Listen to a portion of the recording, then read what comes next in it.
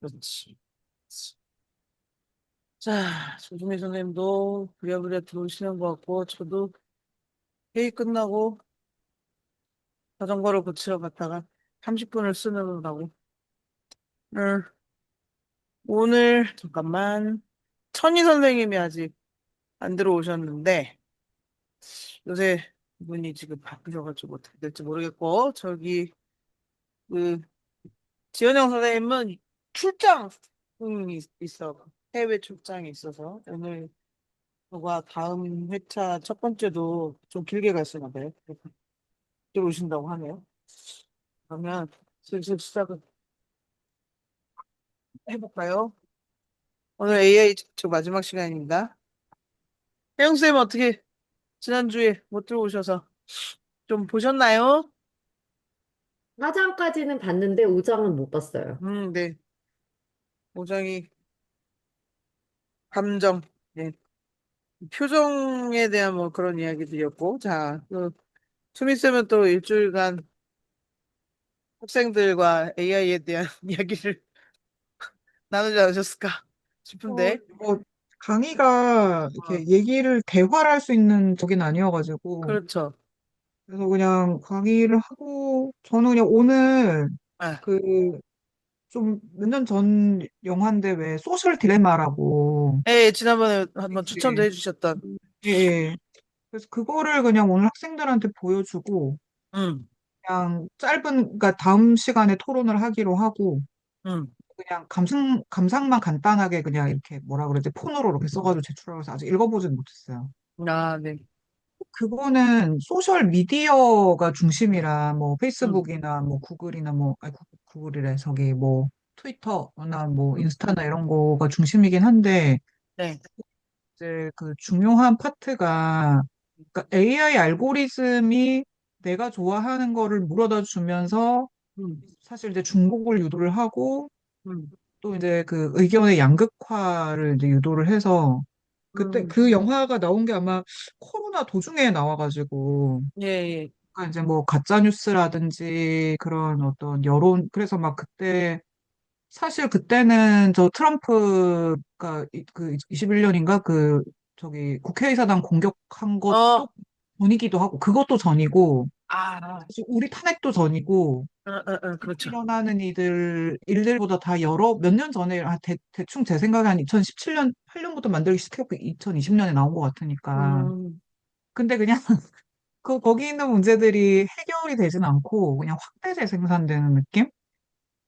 이고 지금, 이제는 음, 이제 생성 AI가 가담을 한 느낌. 그전에 생성 AI가 보통 일반인들한테 접근 가능하지 않았잖아요. 네, 그렇죠. 그러니까 근데 지금 그 미디어에서 나오던 문제들을 그 챗GPT나 특히나 챗GPT가 그런 네, 식으로 중독을 유도하는 방식으로 음, 인게이지를 하고 그다음에 뭐 캐릭터 AI 같은 경우는 그것 때문에 그 10대 자살한 사건도 있고 그러니까, 근데 이제 제가 어젠가 그젠가 하여간 그 아주 최근에 나온 예, 그 뉴욕타임즈에서 나오는 그 테크 관련 팟캐스트가 있거든요. 네, 하드포크라고. 네, 예, 근데 거기에서 그 그때 그 소셜 미디어가 일부러 중독적인 기술을 사용해서 청소년들의 정신건강을 해치고 중독을 했다라고 하는 게 판결이 음, 이번에 배심원들이 다 찬성을 해가지고 말하자면 회사가 책임을 져야 된다는 판결이 이제 나왔대요.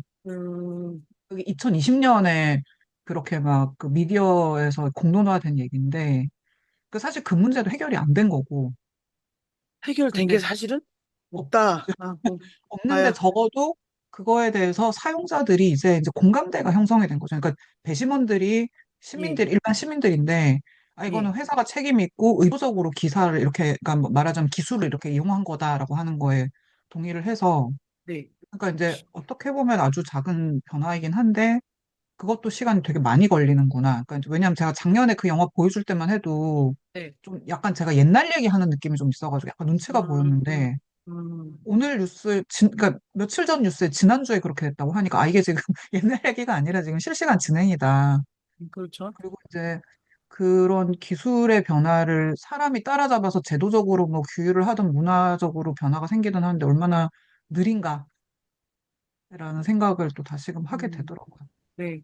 오늘 민주노총 공공운수 노조에서 뭐였는지 모르겠는데 배달앱 AI가 산재를 네, 유발한다라는 봤어요. 예, 박정훈 위원장이 네, 올렸어요. 그래서 그렇지 이것도 계속해서 반복되는 문제인데 이것도 이제 초반부터 제가 이제 지난번 모임 때 얘기했었나? 아마 AI를 이제 생계에 가장 먼저 체감하는 사람들이 배달 라이더들일 것이다라는 말씀 드렸었고, 이 내용도 뭐 이따가 다시 끝나고 나서 한번 보시면 좋을 것 같습니다. 저장을 해놓고, 네. 예, 그러면은 일단은 읽어보지요. 오장은 우리가 지난번에 봤을 때 어떤 사실은 앞에서 했던 얘기들이 뒤에 우리가 예측했던 약간 확대돼 요 장을 읽고 이런 것까지 확대되지 않을까라고 했던 얘기들이 그 다음 장에 딸려오는 현상들이 계속 반복되고 있어요. 그러니까 우리 같이 읽는 선생님들이 꽤 이제 깊이 있는 심층적인 AI에 대한 토론이 가능해진 상황이라고 볼 수 있겠습니다. 그래서 오늘 6장 국가를 먼저 읽어볼 텐데 여기 15쪽부터 47쪽까지 한 32쪽 정도 되니까 넉넉하게 오늘 뒤에 얼마 안 남아서 한 8시? 8시 5분 정도? 8시에 한번 눈치 볼게요, 제가. 8시에 눈치 보고. 네, 조금 더 시간 필요하면 5분 정도 더 쉬는 걸로. 8시에 6장에 대한 이야기 나누겠습니다. 자, 좀 보셨습니까? 네. 그, 수미쌤이 지금 링크 하나 주셨어요. 네, 요거 이따가 우리 정리할 때 제가 같이 공유할 텐데, AI 전쟁. 요새 근데 또 현실이 그렇다 보니까 저 책은 사놨어요. 사람 없는 전쟁이라는 책은 사놨는데, 아직 사놓기만 했습니다. 못 읽었고. 여기 지금 국가에 대한 이야기가 거의 그런 여기 지금 팔란티르라고 되어 있는 게 팔란티어, 왜 이렇게 번역을 했을까? 그건 보통 그렇게 읽어요? 제 생각에 네. 그 앞에 반지의 전쟁, 반지의 제왕에서 나오는 어. 그 구슬에서 이름을 따온 거라고 하잖아요. 그래서 거기서 그렇게 그러니까 읽는데. 약간 그 북유럽식으로 아마 그 소설에 나오는 팔란티 거기는 다 이런 식으로 어, 보로미르 뭐 파라미르 이렇게 에, 에, 나오잖아요. 에, 에, 에. 이제 영어식으로 읽으면 팔란티어가 되겠지. 아, 그래서 그런 게 아닌가 싶은 생각. 저도 이게 어디서 온 이름인지는 몰랐거든요. 예, 여기서 예, 예. 그쵸. 예, 이게 아마도. 번역자가 뭐 실력이 없거나 경력이 짧은 사람이 아닌지라 다 이유가 있겠거니 하면서 음. 지금 보고 있습니다. 그, 네, 국가에 대한 이야기인데 어떻게 보셨는지 형쌤 좀 읽으셨나요? 졸음이 막 오는 것 같아요. 이제, 네, 음. 작년하고도 다르네요. 저녁에 너무 힘들어. 요즘에 원한지 출제하느라고 계속 지금도 시험지 들여다보다 이렇게 앉았는데, 막 음. 쌩쌩해야 될 시간인데, 이렇게 다 못 읽어서 한 240쪽까지 읽었는데, 읽고 있으면서도 막 읽었던데, 막 또 한참 읽다 보면 뭐 읽고 있지. 미리 읽어오지 않으면 현장에서 근데 불가능해서. 쌤은 아침 시작이 좀 힘들잖아요. 네, 한 6시 한 20분쯤? 그때 음. 일어나요. 너무 빨리 일어나. 그리고 한 달에 한 번도 그렇게 하는 거 못하겠어. 그리고 그러니까 잠은 12시 넘어서 자니까 눕는 게 12시 넘어서 잠드는 거는 뭐 한두 시 돼야지 잠드니까 출근이 몇 시예요?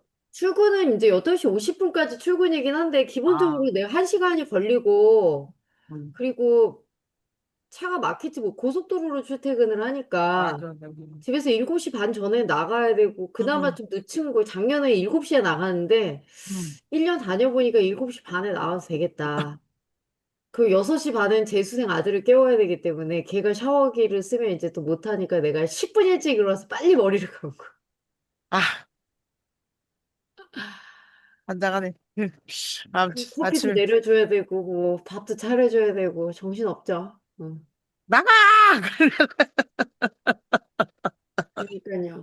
그래놓고서 지 혼자 잘났지. 아, 둘 중에 한 사람이 아무튼 저기 나이가 차면 서로 좀 분리돼야 되는데 고생이 많으십니다. 자, 그래서 240쪽까지 꽤 읽으셨는데요? 거의 다 읽으셨는데 뭐. 아, 근데 뭐 네, 하여튼 사실 뭐 새삼스러울 거는 없는 내용이긴 네, 하지만 네. 네. 그 막 수치들이 나오니까 41명을 죽이기 위해서 방금 읽었던 거 보면 음, 그 엄청나게 뭐 1100명이 넘는 인원을 죽였다 이런 게 그냥 좀 가슴이 아프고 우리가 이거 못 막을 것 같은 무기력도 한 마음도 좀 들고 또 한편으로는 그런 아까 그 우리 그런 거 있잖아요. CCTV 계속 설치해달라 하는 거랑 비슷하게 사실 그 뭐 경찰서의 역할이 바뀌었다라고 음, 이야기를 하는데 예측으로 바뀌었다라는 이제 미국 음, 경찰서 이야기를 하는데 그 말만 들으면 되게 좋아 보이잖아요. 범죄를 미리 예방하고 아마 보통 그럴걸요. 음. 범죄를 미리 예방할 수 있는 거 좋은 거 아니야? 이런 논리로 이제 그게 다시 족쇄가 돼서 우리에게 돌아올 거라는 생각을 하지 못하는 경우들이 더 많지 않을까. 되게 쉽게 우리도 넘어가지 않을까. 그런 생각이 들어서 미래가 너무 암울해서 아, 진짜 지난 한 70년 2차 세계대전 이후로 가장 황금기였다라는 소리가 맞나 보구나. 세상에 이렇게 음. 평화로웠던 시절이 없었다. 제가 그 시절에 청춘을 보내고 이게 나이를 이렇게 먹었구나. 점점 갈수록 세상이 우울해지는 것 같아서 좀 마음이 좋지 않네요. 예, 저는 확실히 이래서 영화가 참 중요하다라는 생각을 계속 말씀 듣다 보니까 마이너리티 리포트와 그것도 뭐지? 또 있는데? 실버스타 스텔론 나왔던 어쨌든 저지드레드인가? 에? 저지드레드인가? 아닌가? 저지드레드 아니고 좀 약간 코믹한 거였어요.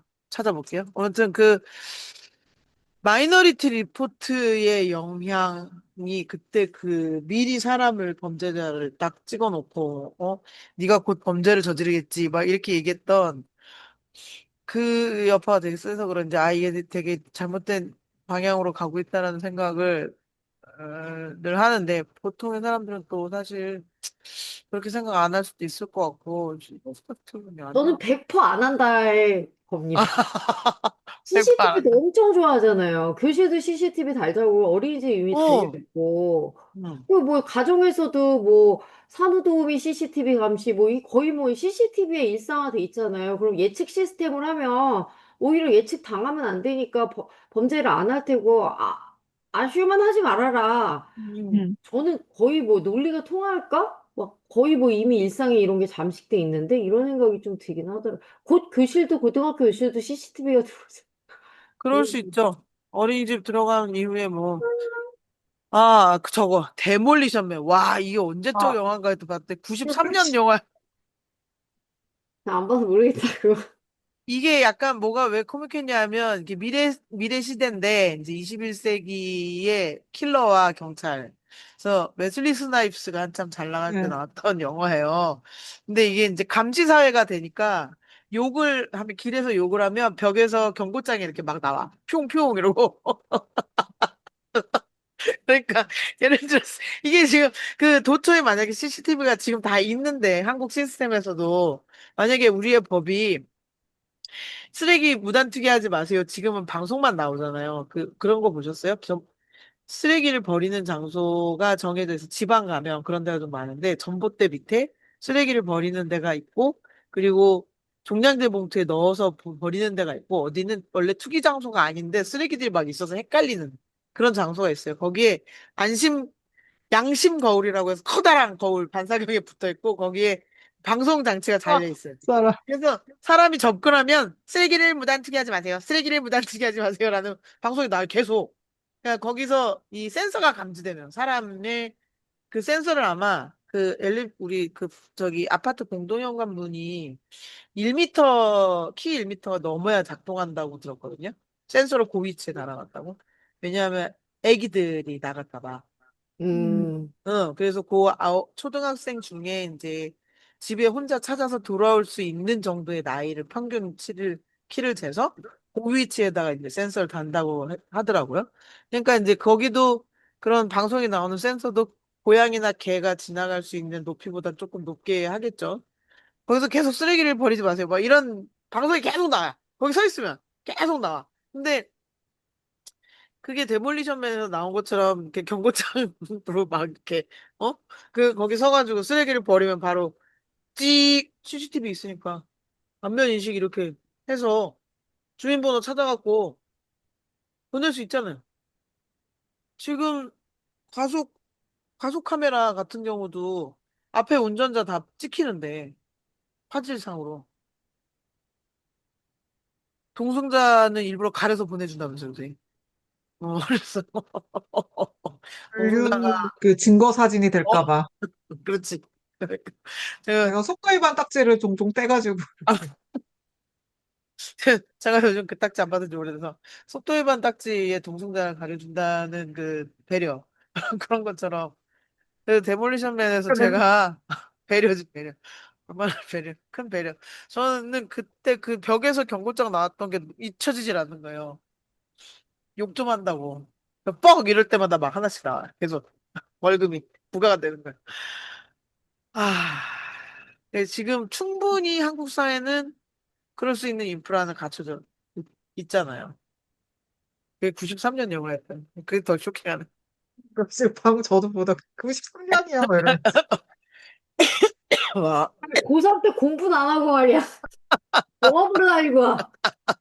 아마 수능 끝나고 몰아서 봤을 거예요.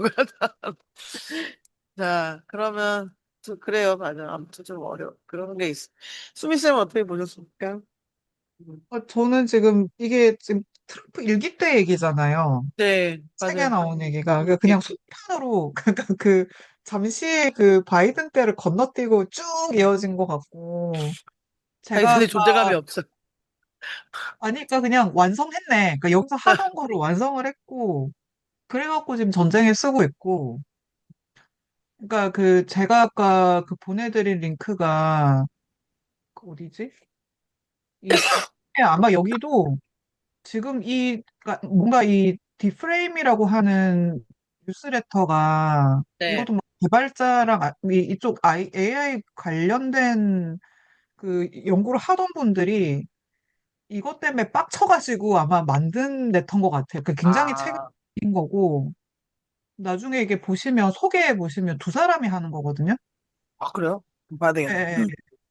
그래갖고 지금 굉장히 새로 나온 이 그러니까 진짜 이 전쟁이 일어나고 나서 만든 레터인 것 같고 이 전쟁 얘기가 지금은 이제 다예요. 근데 이제 방금 지금 1, 2, 3, 4로 시리즈가 가는데 이번이 이제 여기 책에서 그 앞에 나오는 몇 페이지더라? 한 226페이지? 뭐 그건 이제 네. 프로젝트 메이븐부터 해가지고 여기 이제 라벤더 얘기가 나오거든요. 이스라엘의 이제 전쟁 관련된 AI 사용까지가 쭉 이제 이 편에서 쭉 나오는데 그래서 말하자면 이 책하고 지금 현재하고 연결고리를 쭉 이렇게 정리를 해준 기사라서 제가 좀 전달을 해드렸고, 아, 네, 좀 좋습니다. 그래서 요거랑 이제 또 하나 그 이미 아실지도 모르지만 그 AI 윤리 뉴스레터라고 있거든요. 그거는 AI 윤리 레터구나. 이건가? 비슷한 게 왜 두 개지? 어느 게 어느 건지 잘 모르겠다. 근데 어쨌든 요것도 하나 보내드릴게요. 요거는 한 2년 정도 쭉 나오고 있었던 건데, 그러니까 이제 저 안에서도 너무 이런 거 직접 연구하고 개발하시는 분들이 너무 문제라고 생각을 하니까 이제 이런 뉴스레터들이 계속 생겨나고 있는 게 아닌가 이런 생각이 드는데, 여기도 팔란티어 얘기 나오네요. 해야겠다. 아, 그러니까 이제 2018년, 19년 때부터 해서 여기 보면 처음에 구글이 반대해가지고 구글에서 막 다들 저항해서 사원들이 이제 우리는 이런 전쟁 기술을 쓸 수 없다 라고 얘기를 하니까 구글 그 CEO가 약간 압력을 느껴서 우리 빠지는데 거기에 이제 마이크로소프트하고 이렇게 싹 들어가고 그럼 우리가 할게 뭐 이렇게 된 거잖아요. 그 지금은 이제 그 무엇이냐 엔스로픽이 그 전쟁부에서 AI를 이미 사실 쓰고 네. 있었지만 두 가지 원칙을 동의를 못 한다 그랬더니 그럼 너 나가 그러면서 이제 서플라이 체인 리스크로 유해 음. 서플라이 체인이다 그래가지고 완전 정부에서 다 끊어내려고 하다가 클로드가 없으면 전쟁이 안 되니까 지금 끊어내지도 못하고 이런 상황이고 그랬는데 아, 이제 오픈 AI가 그럼 우리가 할게 하고 이제 나서가지고 이번에 막 욕을 먹고 한 건데 그러니까 이게 이제 그 차례차례로 처음에는 우리가 그래도 뭐 그 구글이었나 원래 모토가 Don't be evil 사악해지지 말자였거든요. 근데 그 모토를 버린 게 대략 요때쯤이에요. 그래가지고 Don't be evil이다가 Do the right thing으로 바뀌었는데 그럼 사실 그 Do the right thing은 뭐냐? 사실 포장하기 나름이잖아요. 그러니까 이제 이렇게 대기업들이 이제 하나하나 처음에 우리는 이런 적어도 우리의 그 윤리에 대한 레드라인은 있다라고 다들 주장을 하다가 네. 이제 요 한 2018년부터 2016년 아직 2026년 10년이 안 되는 시기에 어쨌든 하나씩 하나씩 다 자기네 가이드라인을 내리고 뭐 정부가 그러니까 할 수 없지.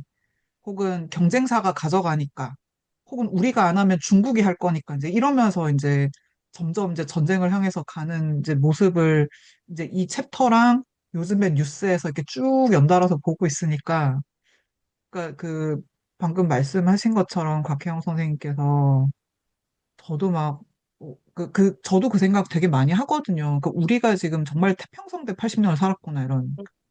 음. 그리고 이제 우린 중년까지 왔는데 우리 새끼들은 어떡하지? 막 이런 생각 저도 막 되게 많이 하고. 그래서 되게 좀, 그, 거기다가 여기서 이제 국가 얘기를 하지만 여기서도 이미 그 얘기인데 이게 국가가 국가 안에서, 국경 안에서 끝나지 않는다. 이미 서로 다 연결되어 있고 이런 얘기를 하는데 이번에 이제 그 엔트로픽이 그 미국 국무성 전쟁성하고 싸워가지고 그 난리가 났던 원칙이 두 개를 안 고치겠다 그래가지고 싸움이 난 거거든요. 그래서 하나가 뭐냐면 그러니까 자동 살상 무기를 에는 동의할 수 없다. 그러니까 AI가 최종적으로 미사일 그 버튼까지 누르는 거고 예, 예. 하나는 이제 자국민 감시를 하진 않는다라는 얘기인데 사실 그럼 이미 지금 양보한 건 뭐냐면 자국민이 아니면 감시하겠다는 얘기잖아요. 하고 있을 거고. 음. 그럼 우리 자국민이 아니잖아. 그러니까 우린 이미 망했구나. 그러니까 지금 뭐 미국 시민을 감시하느냐 아니냐를 가지고 그것도 이제 원칙적인 문제고 사실 그래서 뭐 엔트로픽의 그 안부대이가 엄청나게 선한 사람인 것처럼 좀 추앙을 받고 있지만 그거는 지금 오픈AI가 하도 막 그지같이 구니까 그런 거지. 상대적으로 그런 거지. 지금 뭐 다른 모든 원칙을 윤리적인 원칙을 다 지키고 있다라고 얘기하기도 좀 어려운 부분이 있고. 그래서 지금 그러니까 오히려 다른 거보다 제가 지난 시간 저기 그 카톡방에 나눴던 뭐 시민 기술 네트워크 이런 거는 적어도 전쟁이 아닌 곳에서는 우리가 뭐 거버넌스 얘기를 하고 뭐 이렇게 할 수 있죠. 공익 기술 얘기를 할 수 있는데 이제 전쟁에 들어가 버리면 사실 아무 말도 안 통하게 돼버리는 상황이 되는 거잖아요. 그러니까 지금 뭐 비상인데 그 이적행위라는 거, 그러니까 우리한테 옛날에 국가보안법이 가지고 있었던 예. 그런 건데 최첨단 기술로 무장한 이제 그런 곳이라 이제 좀 굉장히 그냥 울렁증이 있는 그런 상황인 것 같아요. 저도 좀 되게 우울해요. 그래서 거기다 또 저희가 지금 군대가 있잖아요. 그러니까. 거기다 이제 그 미군 옆에 있으니까 물론 이제 그 저기가 달라서 뭐, 뭐 여기 미군들이 지금 거기 전쟁 난다고 해서 그쪽으로 파병을 되진 않는다라고는 얘기를 하긴 하는데 어쨌든 어, 큰 틀에서 보면 뭐 이게 다른가? 뭐 이런 생각이 들고 그러면 트럼프가 빨리 데리고 오라고 계속 그러고 있는데. 그러니까 그러니까 뭐 결국은 우리 애가 군대 있는 사이 전쟁이 나는구나 이런 생각도 들고 뭐 그렇지. 어떤 그게 식으로 이제 작동을 할지 모르겠지만 우리가 지금 이 X세대 엄마들이 그치 X세대 엄마들이 자녀들 군대에 보내놨는데, 어, 이제 뭐 그냥 1, 2년 차이가 있을 뿐. 그러니까 아, 예, 아무튼 뭐 사실 할 말이 없는. 근데 이제 아까도 얘기했듯이 이런 결국 CCTV를 더 달아주세요 하는 것은 정말 지배하려는 사람들보다는 일반 시민들이 자기의 그 아주 새털만한 그 뭐 아니 그 진짜 정말 그렇게들 느끼나? CCTV 내 주변에서 큰 범죄가 일어날 거라고 생각들을 하는 거예요? 보통? 그 뭐, 그러니까 저는 그 한국에 없었어가지고 정확하게 그 흐름을 저기 하진 못하겠는데 그 왜 초등학생 그때 뭐 납치돼가지고 죽은 사건도 아, 있잖아요. 아니야. 예. 안양이고 또 왜 조두수는 또 딴 사건이죠. 거기는 아이가 네. 살아있죠. 예, 예, 예. 조두순 그러니까 이제 사건은 아이가 안산, 그 아이가 살아있고.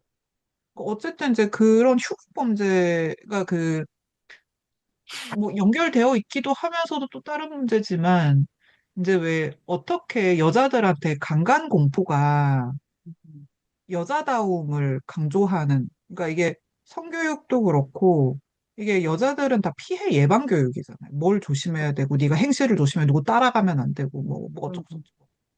그리고 이제 남자애들한테 조심하는 거를 가르치지 않고 그 음, 피해자한테 계속 하는 것 자체가 그게 의도했던 의도하지 않았던 여성을 통제하는 도구로 쓰인다라고 권인숙 선생님 지금 이제 선생님이 아니고 이제 의원 지금 의원도 아닌가 어쨌든 간에 아, 선생님이던 시절에 이제 아, 거의 권인숙님. 명지되었으니까 네. 무슨 논문에 그 얘기가 나오거든요. 그러니까 이제 그 성교육에서 특히나 이제 엄마들이 그런 경우에 더 이제 공포심에 앞장서서 여자애들 단속하는 그게 계속 이제 그 성폭력, 그러니까 사실 강간공포라고 하는 게 아주 역사적으로 유구하게 여자들의 행실을 통제하는 방식으로 쓰였는데 그게 결국은 이제 너를 위해서 그런 거야라는 방식으로 설명이 되잖아요.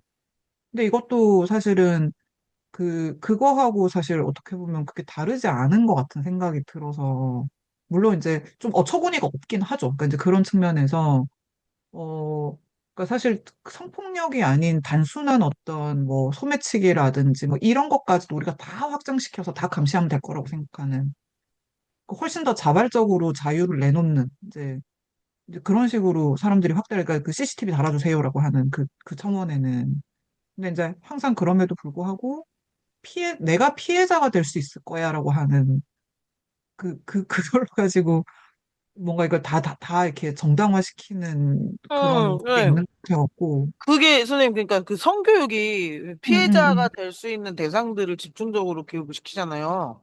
그니까. 근데 저는 다른 그 민주주의에 관련된 음, 가치관이 개입되는 교육도 전부 다 피해자를 대상으로 해서 교육을 해요. 그러니까 지금 말씀하시니까 딱 떠오른 게 노동인권 교육 같은 것도 음.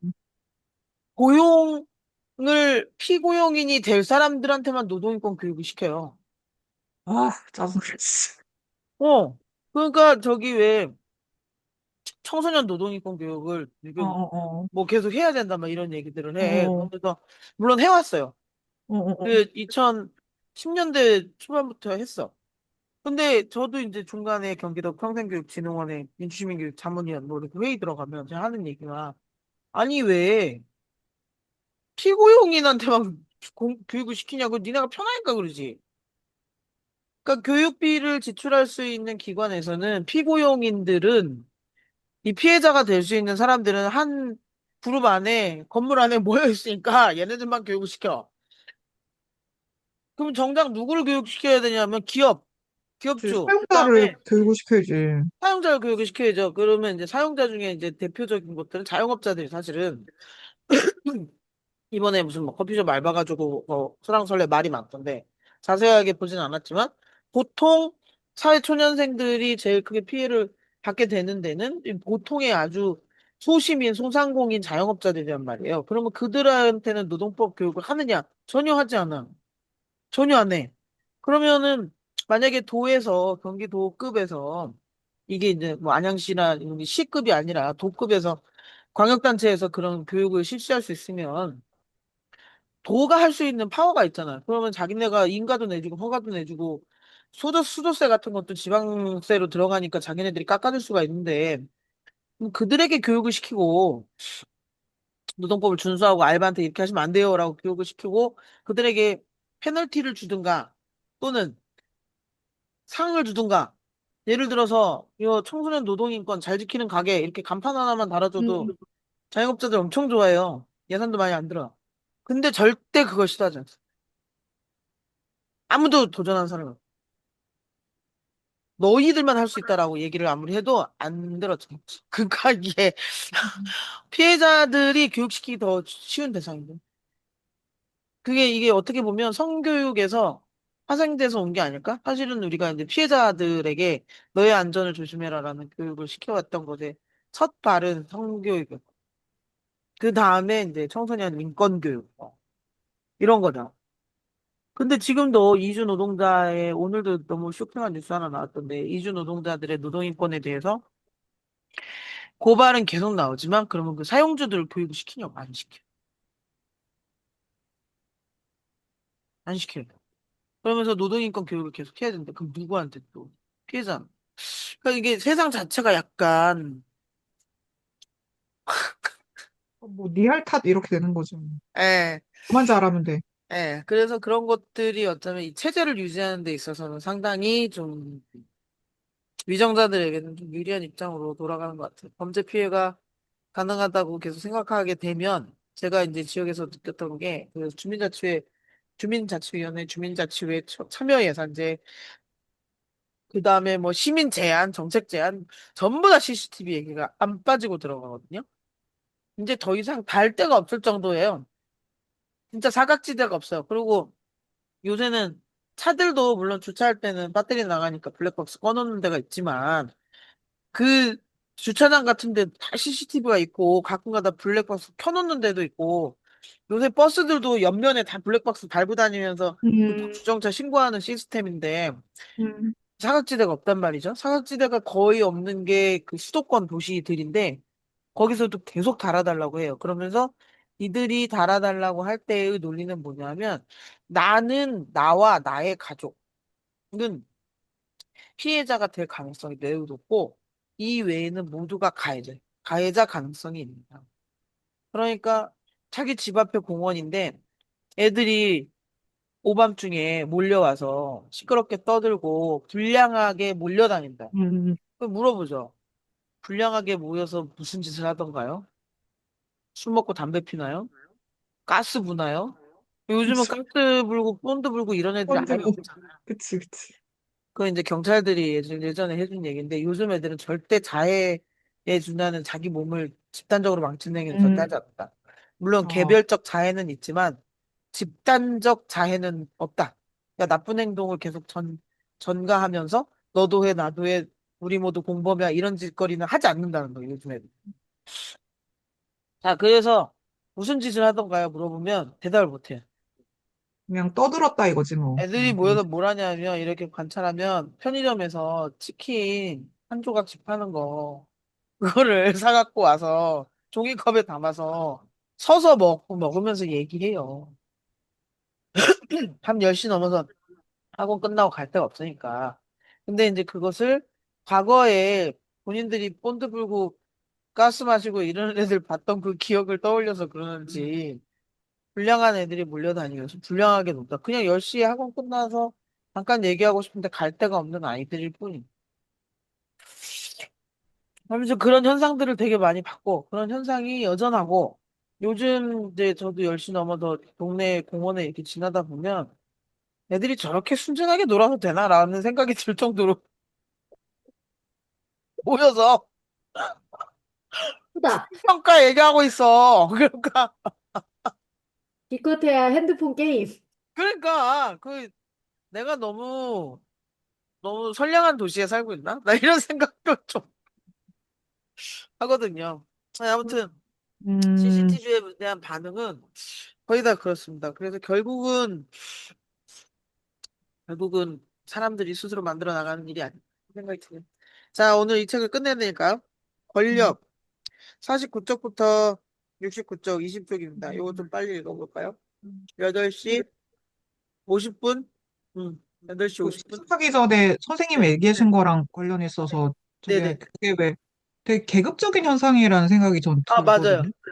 저도 그렇게 그러니까 그 생각해요. 중산층 의식, 그러니까 그거를 한층. 영국 책에서는 대놓고 뿌띠부르주아시라고 얘기를 어, 어, 하는데, 어, 어. 그러니까 그냥 그 나는 문제가 없어. 왜 나는 준법 시민이고 나는 어쨌든 바람직한 어, 어떤 그 국민이든 시민이든 간에 뭐야. 그래서 요거 그, 약간 지금 쓰레기 봉투 그 풍기 현상하고 그러니까 동영상이 저 정확하게 저도 좀 그 생각을 하고 있었고 아까부터 그러니까 지금 전쟁보다 쓰레기 봉투가 더 더 중요하지. 걱정되는 종류의 근데 그거를 저는 제가 어릴 때, 그러니까 지금은 이게 굉장히 아파트 단지가 일반적인 현상이잖아요. 어느 맞아. 도시에나. 근데 저는 이제 이런 식의 아파트 단지에서 살기 시작했으니까 그때부터 보이던 그 우리 단지에 살지 않는 사람에 대한 배타성인데 그게 보통 그때는 뭐 곰돌이 공순이 얘기하고 어. 그리고 이제 뭐 저희 동네 옆 동네가 이제 그 나환자촌 있던 동네였는데 그러니까 이제 못 사는 동네인 거죠. 그러니까 이제 거기에서 가사도우미 그때 파출부라 그랬잖아요. 음, 그러니까 이제 많이 왔었는데 그 동네에서 오는 사람들에 대한 저 사람들이 우리 집에 어쨌든 일을 시켜야 되니까 집에 오기는 하는데 집에서 뭔가 이상한 뭐 예를 들면은 뭐 찌개에다 퐁퐁을 넣는다든지 뭐 내가 그런 괴담도 막 돌고 막 그랬거든요. 그러니까 뭐 되게 뭐 싸워가지고 나갔는데 이런 얘기하기 되게 좀 저기 한데 맞아. 그 빨래 그 속옷에다가 그 선인장을 이렇게 해가지고 가시를 묻혀놓고 나갔다. 뭐 이런 괴담이 이제 도는데 이게 저 어릴 때 그런 얘기를 들었던 기억이 나서 근데 저는 그게 굉장히 머리에 박혀갖고 근데 제가 그걸 계속 평생 보는 것 같은 거예요. 그거를 어딘가에서. 근데 한국에서는 그게 딱 되게 중산층 정서인 거야. 그 불량한 사람들에 대한 혐오. 근데 음. 그 사실 불량하다고 하는 게 선생님 말처럼 그 말씀처럼 그 왜 편의점에서 치킨 먹고 있어도 밖에서 돌아다니는 그 불량한 것들 아니 만화방 가는 것들 음. 그냥 그게 자기한테 칼이 된다고 전혀 생각하지 않는 사람들의 그 흐름이 있는 것 같아서 하여간 좀 맞아요. 되게 그 얘기 보태면 그 중산층 진짜 뿌띠 부르주아지들이 제가 이제 평촌의 아파트 단지에 들어와 살면서 너무너무 강력하게 느끼는 음, 음, 음, 계급성인데, 이 정도의 가격의 아파트를 구매하거나 전세로 들어와서 살으려면 사회적으로 일정한 수준의 성취에 유사하게 도달한 사람들만 모일 수밖에 없구나. 그게 이제 주디스 버틀러가 연대하는 신체 거리의 정치에서 얘기한 나의 이웃을 선택하는 과정인 거잖아요. 아파트 단지로 들어간다는 것은 나의 이웃을 선택할 수 있는 권리를 최소한이라도 확보하겠다라는 거지. 그러니까 보통 우리가 빌라촌이나 뭐 다세대가 뒤섞여 있는 마을로 나아간다는 생각을 할 때 사람들이 겉으로는 거기 쓰레기 버리기 불편하고 주차장도 없고라고 얘기하지만 일단 자기 주변의 이웃에 대한 불신이 이만큼 차 있는 거야. 그 사실 그래요, 사실. 왜냐하면 주거 비용이 부담이 크기 때문에 오늘도 그런 얘기를 했는데 우리 남편이 이제 집에 내일 아침에 우리가 차를 써야 되면 우리 남편이 6시 전에 막 퇴근을 해요. 일찍 가. 왜냐면 주차를 해야 되니까. 그 음, 수미쌤은 되게 공감을 하실 것 같아요. 경기도 일기 신도시 유사한 아파트에 사는 사람들이 공감한 그런 내용이에요. 그래서 들어가면서 왜 이렇게들 일찍 퇴근을 하는지 모르겠대. 음, 음, 음, 왜냐하면 이 평촌 지역에 사는 사람들은 아침 7시에 타 지역으로 출근하기 위해서 차를 끌고 나가고 6시 정도, 6시부터 7시 사이에 대부분 퇴근을 해서 들어와요. 음, 그러니까 주차장이 낮에는 비어 있고 딱 음. 그 들어오는 차는 시간과 차가 빠져나가는 시간이 거의 일정하죠. 유사해요. 네, 비슷해요. 그 비슷한 패턴으로 사는 사람들이에요. 근데 이제 제가 이 평촌이라는 동네에 들어오기 전에 살았던 도시는 밤에도 막 맨날 밖에서 막 소리 지르고 싸우고 그래서 그냥 낮밤 구분이 없는 그런 동네였는데 그게 이제 그 말씀하신 불량한 사람들이 음, 음, 음. 불량한 사람. 그러니까 아침에 그 누가 어느 다른 선생님이 어디 아파트에 들어갔는데 아파트 게시판이 있는데 거기 이제 민도가 낮아 이런 표현을 쓴다는 거예요. 응? 민도. 그러니까 민도? 백성민자에다가 도할 때 어, 그 도자, 그러니까 어, 길도자 아니고 왜 온도할 어, 때 도자. 에, 그러니까 그게 에, 에. 저질이란 얘기야. 그러니까 뭐 쓰레기 뭐 이렇게 뭐라 그러지? 수거 제대로 안 하고 재활용 안 하고 근데 그 민도가 어디서 나온 얘기냐면 일제시대 때 일본 사람들이 조선 사람이 민도가 야만적이다라는 얘기거든요. 아, 그러니까 저는 그 말을 아직까지 살아있는 전 너무 놀랬고 일단 그게 그 일제시대 때 일본인이 오키나와인이나 조선인들이 민도가 낮아서 어쩌고저쩌고 하던 얘기를 어, 어, 지금 아파트 단지에서 우리들 이 단지의 이 질이 낮은 주민들의 행동을 단속하는데 민도라는 표현을 쓴다고 하더라고요. 불령선인 그래가지고 제가, 것과, 아니, 완전 아, 불량선인 같은 거지. 그게 이제, 사실 다 같은 얘기인데, 그게 어떤 시민의 조건으로서 음, 순종할 것, 질서에. 네. 이게 이제 그래요. 그걸 가지고 이제 정상을 구분을 하는 것 같아서 좀 되게, 맞아요. 뭐 얘기 어디까지 가다 여기까지 왔는지 예, 모르겠지만, 예, 예. 굉장히 여기까지요. 지금 네, 계속 갈 것 이게 다 같아요. 이어져 있는 것 같아요. 예, 나의 이어져 있어요. 자유를 스스로 이렇게 반납하고 이제. 맞아요. 그런 부분이 있죠. 아, 좋습니다. 자, 아무튼 이제 불령선임까지 갔으니까 권력으로 가보겠습니다. 249쪽부터 269쪽. 네, 아, 잠깐만. 맞지? 예. 20쪽 정도 되는데, 우리 지금 8시 40분이니까, 9시 화장실도 한번 갔다 오고, 한 9시 5분쯤? 9시 5분 정도에, 넉넉하게 보겠습니다. 조금 시간 되시면 뒤에 좀 더 읽으셔도 되고, 맺은 말, 권력.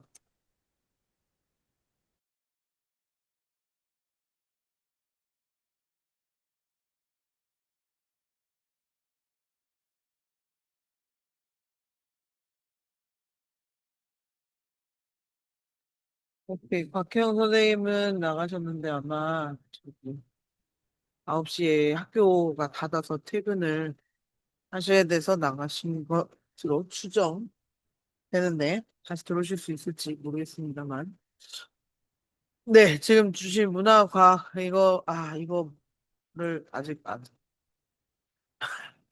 문화과학 지금 계속 산업 계속 못 읽어갖고, 예, 그쵸. 아니, 생태정치학 같이 산것 같은데. 어, 함석주의, 예, 이번 봄호,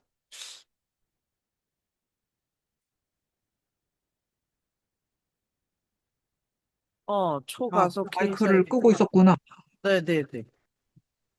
AI 가속주의와 국가자본주의 정신. 그런 것들이 눈에 띄네요. 가속화, 초가속 K사회.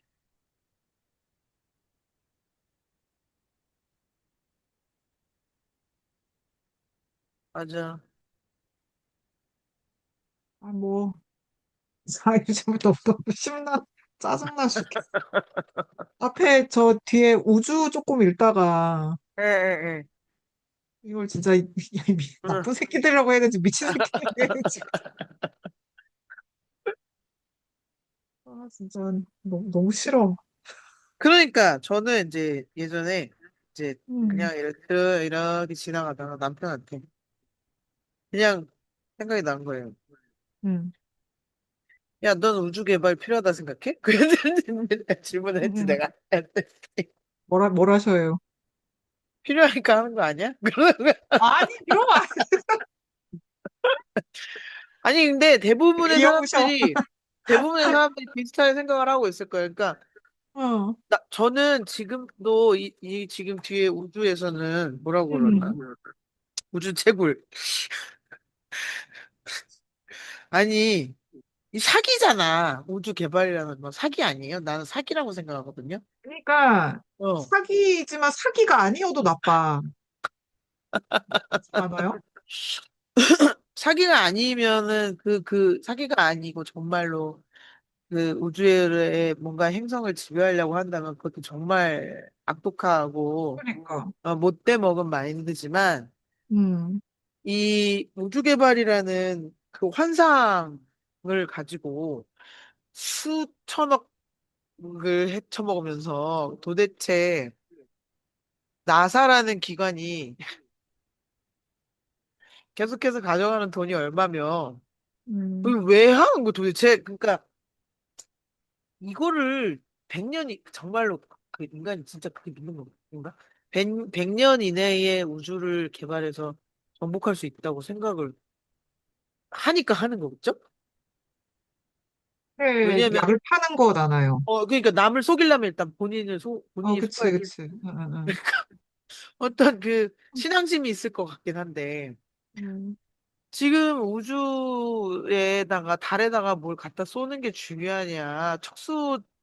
척수 장애인이 일어나서 걷게 하는 게 중요하냐? 뭐가 내 삶에 도움이 되냐? 그러면 그 기술을 가지고 진짜 척수장애인이 걷게 하는 좀 더 가벼운 웨어러블 로봇을 만드는 게 필요하지. 지금 화성에다 갖다가 뭘 갖다 쏘고 이게 지금 무슨 의미가 있느냐. 근데 얘 지금 뒤에 지금, 어쨌든 일론 머스크는 그 두 개를 다 할 수 있다고 어, 지금 약을 파는 거잖아요. 네. 그 그런데 뉴럴링크 이제, 가지고 그 맞아요. 시각이랑 생각으로 이렇게 움직일 수 있는 컴퓨터 막 저기 하고. 물론 스타링크는 앨런 머스크가 쏘아 올린 스타링크는 이번에 이란 문제에 있어서 꽤 공을 세운 것으로 보입니다. 그때도 그랬죠. 우크라이나 때도 예, 우크라이나 때. 그쪽으로 위성 띄워줘가지고 드디어 쓸 어쨌든 수 있게 만든. 예, 어쨌든 저항해야 하는 사람들이 저항할 수 있는 수단을 제공한 것은 맞는데, 그게 과연 그 우주개발과 병행이 되나? 저건 좀 모르겠어요. 그러니까 아무튼. 그것도 그렇고 이제 저는 그 작년인가 재작년에 그 뇌에다가 심어가지고 왜 사지마비된 사람 눈 아, 하고 이렇게 생각만으로 이 컴퓨터 움직일 수 있게 만든 그것도 일론 머스크가 한 거잖아요. 그래갖고 그때도 이제 사람들이 그 일의 선함을 아무도 부정할 수 없으니까 그때 한참 일론 머스크가 욕먹던 때인데 뇌 임플란트. 예, 그거 뉴럴링크라고 하는데 네네, 그게 저는 잘 모르겠는 게 그러니까 그때는 그래서 그러니까 어쨌든 다들 이제 막 그 일론 머스크가 욕을 하다가 이제 욕을 할 수 없는 상황이 다들 이렇게 굉장히 난감해하면서 그래서 내가 뭐 저기 일론 머스크 하는 다른 여러 가지 반대하지만 이건 정말 훌륭한 일이라고 칭찬할 수밖에 없는 상황이었는데 그것도 좀 시간이 지나고 나니까 좀 다시 의심이 생기는 게 이제 이 사람의 했던 저기를 보면 일종의 샘플로 보여주기 그렇죠. 예, 그러니까 이제 그 약간 이거 사람의 코인 만드는 느낌이야. 저는. 뭐라고 얘기를 할 수도 있을 것 네. 같고 그러니까 내가 이렇게 이런 거를 하겠다는데 니네가 나를 저기를 지원을 해줘야 어쩔 거야 뭐 이런 식의 그러니까 뭐 전 이번에 이런 전쟁 때도 그게 사용이 됐는지는 몰랐지만 그 우크라이나 때 좀 비슷했잖아요. 근데 이제 그때도 내 말 안 들으면 이거 다 꺼버려 뭐 이런 어, 식으로 나오는 어, 바람에 그 처음에 이제 그게 왜 그 누구지? 그 젤렌스키 있잖아요. 젤렌스키가 원래 이제 또 코미디언 출신이기도 하고 그래서 되게 미디어 전에 연기. 유능하면서 그때 음. 이제 그 되게 막 일론 머스크한테 야, 우리 위성 좀 땡겨줘라 뭐 이런 식으로 에, 이렇게 에, 나오니까 에. 오케이 뭐 이래가지고 되게 쿨하게 그래가지고 저런 힘이 있구나라고 사람들이 더 숭배하게 만들고 근데 이제 좀 뒤에 있다가 내 말 안 들으면 아무도 이거 뭐 다 망하게 만들고 이렇게 계속 왔다 갔다 하니까 저게 이제 이제는 콩으로 매주를 쓰다가도 못 어, 믿겠는 이제 어, 어, 어. 상황이기도 하고 그러니까 이제 그때 그 기술 분명히 어쨌든 뭐 그걸 대량 생산을 할 수 있는지는 모르겠지만 그렇게 디스플레이용으로 한 사람의 어떤 그런 건 할 수 있는 것 같은데 그걸 가지고 또 더 많은 그러니까 진짜 미끼 같이 쓰는 것 같은 생각이 네. 들어. 되게 좀 저도, 마음 복잡한 것 음. 같아요. 그러니까 이제 이자는 예전에 제가 페북에도 한번 쓰긴 했는데 선생님이 그걸 읽으셨는지 모르겠지만 저도 기억을 못하고 있다가 얼마 전에 과거에 오늘 쓴 거예요. 고등학생 4명이 순댓국집에서 밥을 먹고 있어요. 그중에 한 남학생이 나 이번에 수행과제로 앨런 머스크 한다? 그랬더니 이 친구들이 왜? 그 이번에 수행과제가 독재자에 대한 거잖아. 민주주의에 대한 거잖아. 자기는 앨런 머스크가 현생한 히틀러라고 생각한대. 그렇게 통찰력이 있는 학생이 있었단 대단, 말이야. 진짜로. 대단한데? 진짜? 대박이다, 대박, 그 진짜. 친구들이 미친놈! 막 이러면서 이제 얘기를 듣는데 왜 비슷하잖아. 되게 비슷하지 않아? 언론 잘 사용하고 뭐 이러면서. 그러니까 왜 고등학생들 정도 됐을 때 약간 그 덕후들 있잖아요. 그 역사 덕후인데 밀리터리 덕후가 2차 대전에 꽂힌 이런 애들이 좀 가끔 있었는데 그런 아이였던 것 같아. 되게 뭐 음. 생글생글 막 웃으면서 막 너무 재밌어 신나. 몸이 막 이렇게 흔들. 나 이번에 앨런 머스크 한다. 히틀러하고 되게 비슷하잖아. 막 이러면서 자기는 21세기에 새롭게 어, 태어난 빌런형 독재자로 앨런 저는 머스크를 오히려 아, 그때쯤에 학생들한테 네. 이제 못 만나니까, 지금 못 만나니까 이제 과제로 자기 소개를 받았거든요. 에, 에, 에. 근데 그 언저리쯤에 어. 롤모델 내지는 존경하는 사람 일론 머스크라고 하는 학생들이 꽤 있었어요. 그건 많이 거기, 봤어요. 네, 거기다가 이제 아, 저는 지금 그 이공계 캠퍼스에 있으니까 네. 그 남자애들, 근데 저는 뭐 이대남 엑기스 얘기도 했지만 그 어, 정도가 아닌 학생들도 그러니까 어쨌든 그게 그 어떤 여러 가지 뭐 기술 뭐 천재성 그다음에 그 남자 막 이런 거 막 돈 많은 거 막 여러 가지 의미에서 굉장히 그 하는 학생도 있었던 것 같고 어. 그게 아니어도 그래가지고 그때 일로버스는 더 싫어졌는데 맞아, 맞아. 뭐라 그랬냐면 얘가 앨런 머스크하고 히틀러를 접합시킨 사회과제를 했고 히틀러를 왜 붙였냐 그랬더니 비슷하잖아. 권력적인 측면에서 독재하고 비슷하고 돈으로는 앨런 머스크가 세계 최고인데 방식이 히틀러하고 되게 비슷하잖아. 막 이러면서 친구들도 거기에 동조를 하고 막 이런. 그래서 와, 몰랐다. 어느 학교 다녀? 막 이랬는데 그러니까 저희 지역에는 자사고가 없거든요. 홍초는 어, 어, 자사고는 어. 그냥 다 학원가 오는 애들은 그냥 우리 동네 애들이에요. 근데 음, 아무튼 음. 그런 아이들이 그런 얘기를 하는 것도 한번 들어봤습니다. 그래서 이 점점 요즘은 이제 지난번에도 그 얘기했지만 소라2를 갑자기 중단시킨 것과 그리고 클로드가 지금 엔트로픽이 클로드 오픈 클로우 지금 사용 정지했다고 아, 엊그저께. 그래요? 음. 어. 적자가 너무 심해. 또 실수가 없어. 과부하. 또 실수가 없어. 미치겠어, 진짜. 네, 시스템이 더 이상 감당을 못한다, 지금. 어, 그러니까 이들은 아마 계속해서 데이터 센터를 만들어야 된다라는 주장을 음, 할 거고, 데이터 센터를 만들기 위한 정치인들을 서포트하는 작업들을 하겠죠.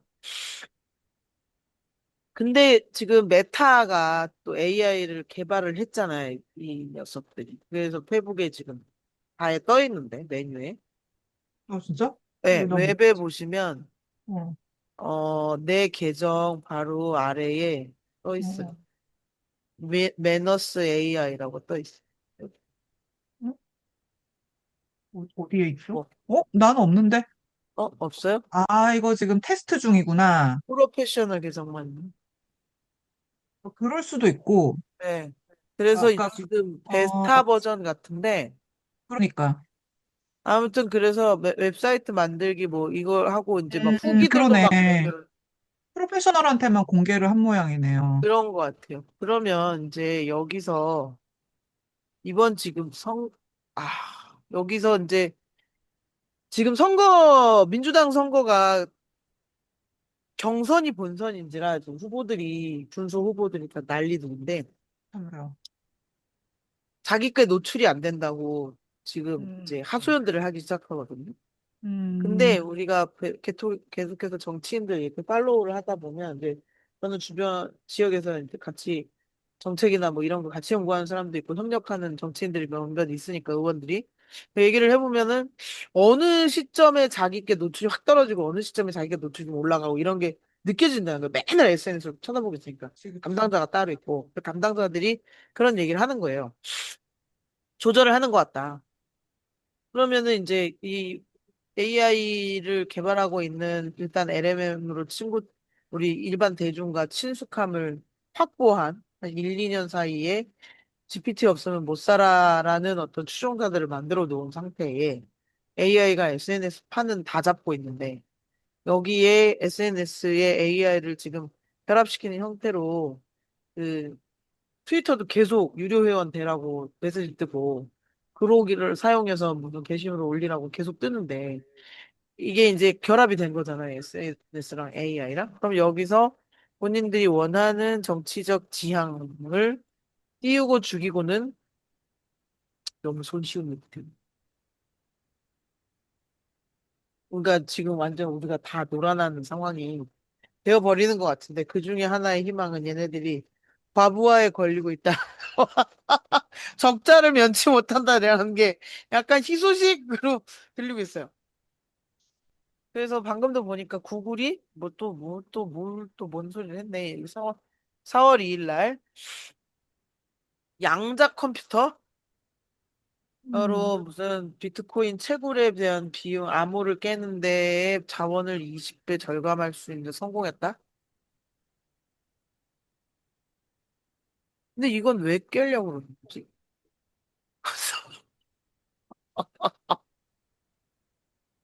그냥 버즈워드를 다 더한 기사 같은 비트코인. 예.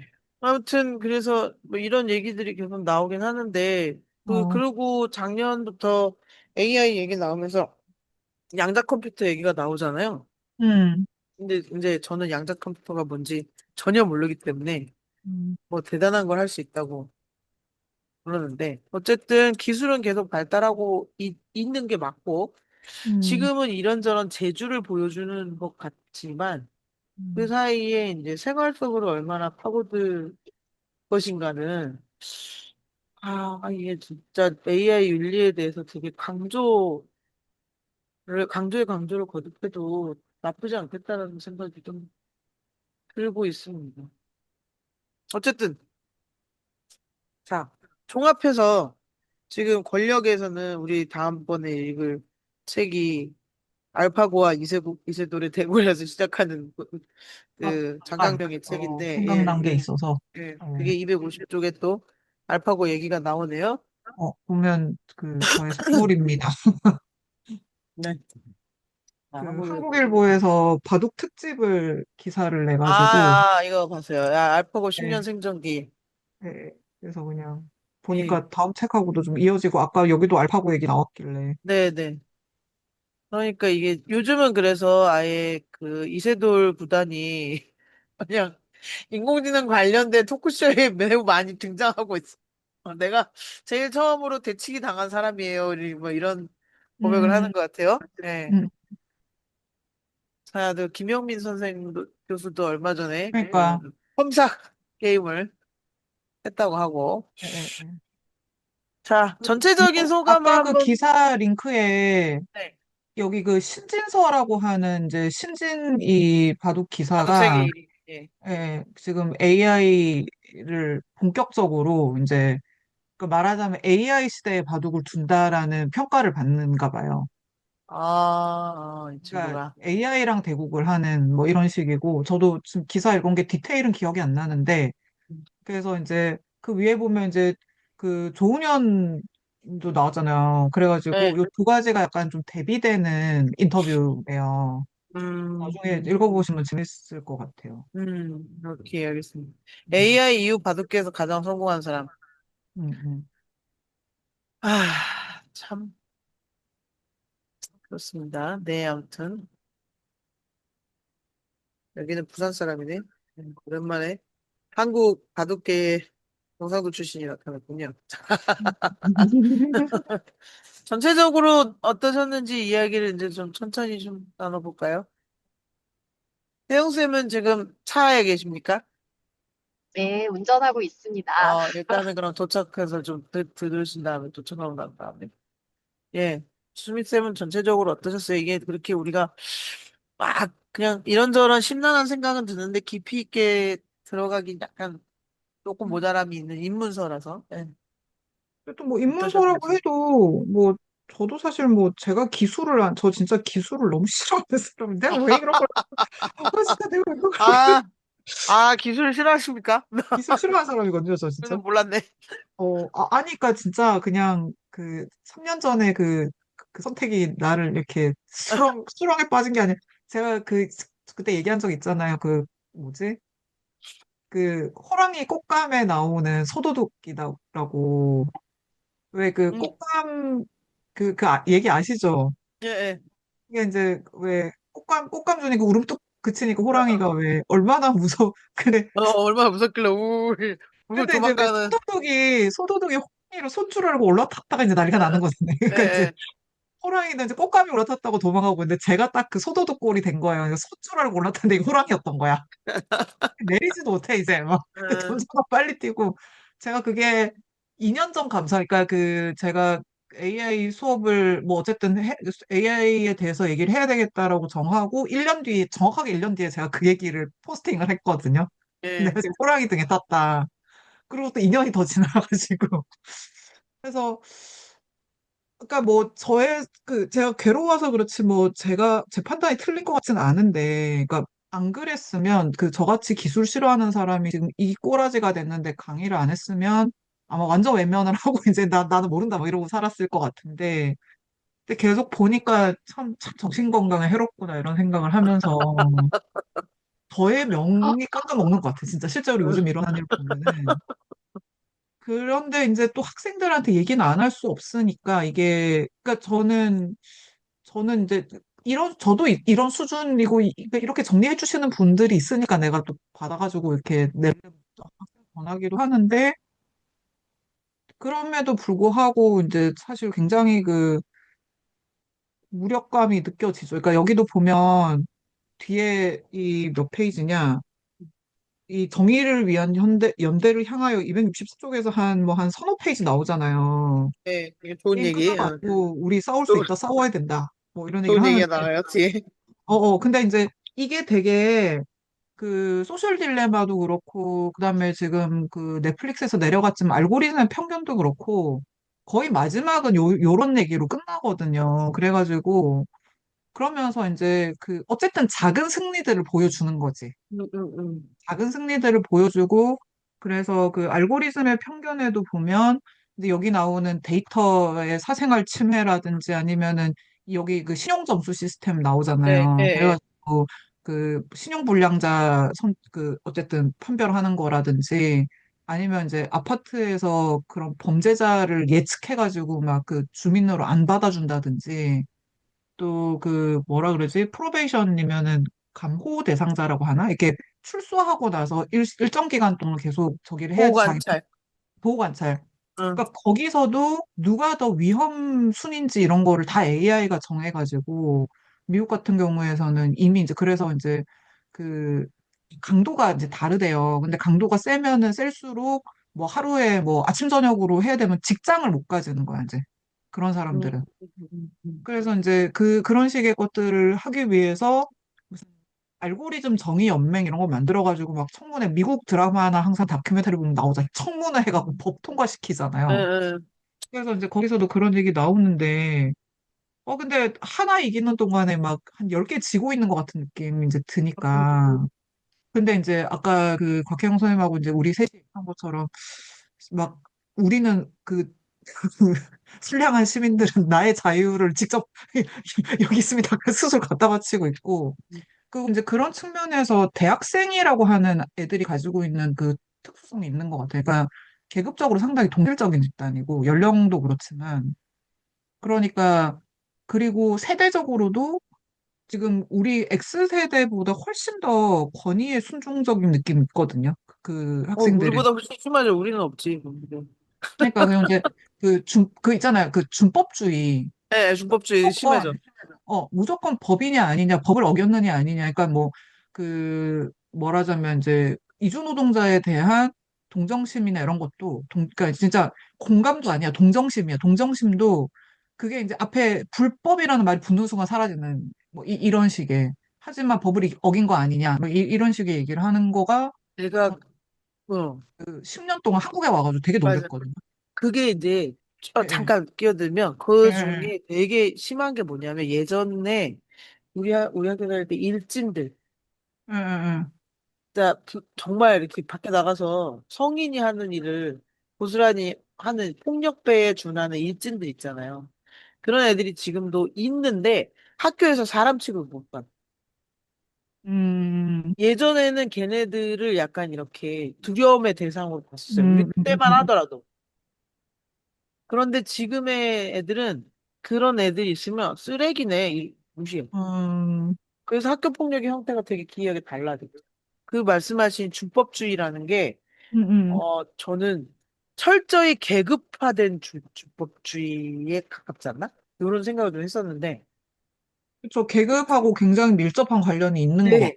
예, 그러니까 그런 일진화되는 아이들이 어떤 가정 환경과 어떤 음, 경제적 상황에서 그렇게 일진처럼 되는 것과 이제 음, 권력을 가지고 있는데 엄석대 같은 유형으로 되는 빌런과 이렇게 두 종류로 나눠지잖아요. 그러니까 정말 무지하고 가난한 환경에서 자라나는 깡패와 같은 그 부류는 사람 취급을 하지 않아. 음, 그런데 음, 음, 음. 경제적 중산층 이상에서 나타나는 빌런은 두려워하는.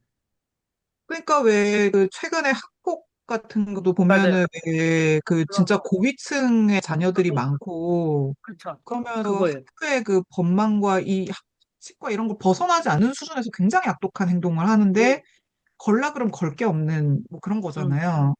불법에 그러니까 붙는 순간 동정심도 사라진다라고 봐요. 예.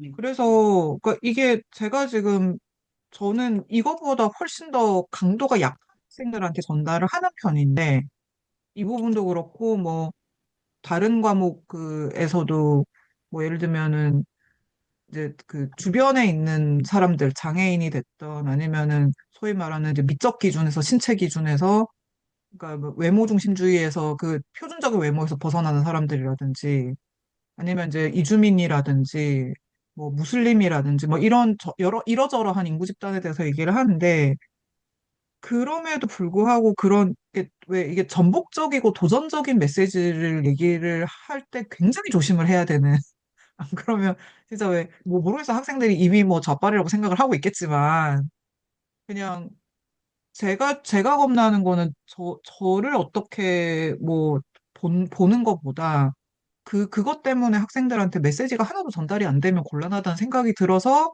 이거를 되게 이렇게 당위정을 많이 입히는데 학생들한테. 근데 그래도 그런 식으로 어떤 체제 비판을 하는 것 자체가 굉장히 그 자신의 상식 안에 그러니까 불가능한 법을 넘어서서도 안 되니까 이 체제 전복이나 체제 비판이란 건 더더욱 이제 불가능한 어떤 사고? 그러니까 여기서 권력 이런 얘기를 하는 게 참 전달하기 쉽지 않다 이런 생각이 권력이라는 얘기를 전달하는 게 어려운 거예요, 그럼? 어려운 것 같아요. 그러니까 그게 뭐 교양이라서 그럴 수도 있고, 그러니까 저는 음. 제가 뭐 예를 들면 학회나 뭐 이런 데서 만날 때는 왜냐면 사회과학에선 권력이라고 하는 게 당연히 들어가 있는 개념이기 때문에 근데 이제 여기에 있는 학생들은 이제 어쨌든 문과가 없는 캠퍼스에 아, 있으니까 아, 이공예체잖아. 아. 이공예체니까 이런 학생 질문 하나만 해도 돼요? 어, 네네. 어느 학교인지 그냥 저 명지대. 명지대에 자연 캠퍼스에 있어. 용인에. 용인에서 아니 그냥 궁금했던 게 어느 정도 성적대 애들인지 어. 궁금해서 그것도 음. 사실 되게 네네, 중요하더라고요. 제가 중요하죠. 학교에서 보니까. 네네네, 맞아, 맞아. 맞아요. 제가 좀 어째, 정확하게 점수대는 잘 그건 모르겠는데, 혜영쌤이 아시겠지. 어, 어. 네, 그렇겠죠. 저보다 좀 정확하게 아실지도 몰라요. 네. 그, 제가 들었을 때 그 10년 전에는 뭐 2등급 정도의 애들이 들어온다 이런 얘기를 들었었는데, 3등급 정도 때, 운 좋으면 3등급? 아마도 그렇고, 이제 또 예체능은 또 조금 다르니까, 거기 이제 실기가 중심이니까.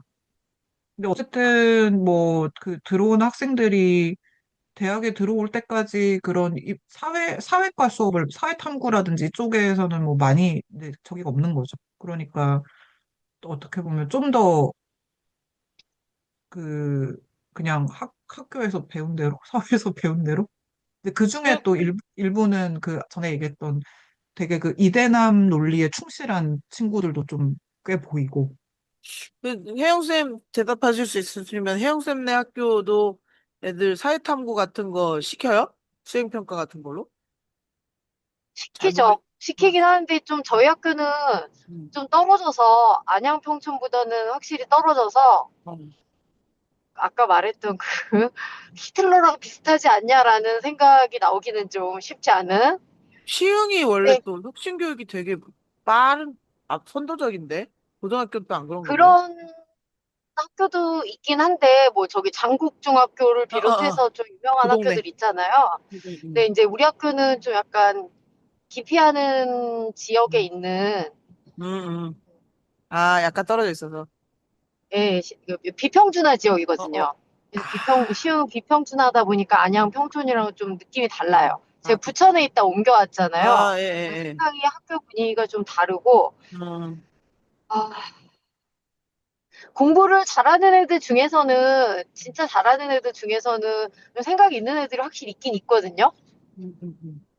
근데 여기 책에 보면은 그런 얘기 나왔잖아요. 질문을 AI에 대해서는 아무도 질문하지 않는다. 근데 전반적으로 질문하지 않는 경향이 밑으로 내려갈수록 좀 제가 볼 때는 조금 심하거든요. 옛날엔 진짜 우리 때는 공부를 못해도 생각을 하는 애들이 있었다면 최근에는 뭐 알아서 핸드폰에서 흘러나오는 거 보고 그냥 적당히 껴 맞춰서 그냥 적당히 살면 되지 뭐 굳이 생각 같은 걸 해야 되나? 약간 이런 느낌? 그런 게 좀 있어요. 분위기가. 음, 오늘도 이제 국어 시간에 음, 이제 소설 수업을 하면서 네. 이게 성장 소설이긴 하지만 궁극적으로는 음, 그 돌봄의 이야기를 하는 거고 더 돌봄의 이야기를 하는 건 사실은 인간다움에 대한 이야기를 하는 거다라는 이야기를 했었는데 그것을 잘 이해를 하지 못하는 약간 좀 참담한 그런 상황이에요. 어, 제가 있는 학교는. 그래서 음, 그런 훌륭한 아이는 아직은 사실은 못 봤고요. 최근 2년 동안은. 전에 학교에서는 좀 보기는 했는데, 이번 학교에서는 좀 보기가 힘들었고, 그냥 모르겠어요. 사회 시간이나 이럴 때는 조금 다를 수는 있겠지만, 전반적으로는 기술에 대해서 맹신하는 건 사실은 이과하면 더 하겠죠. 이과하면 더 하고. 근데 저는 어떤 느낌이 드냐면요. 옛날에 우리 혈액형 얘기 우리 되게 많이 했었잖아요. A형 네, 네. 나는 소심해 막.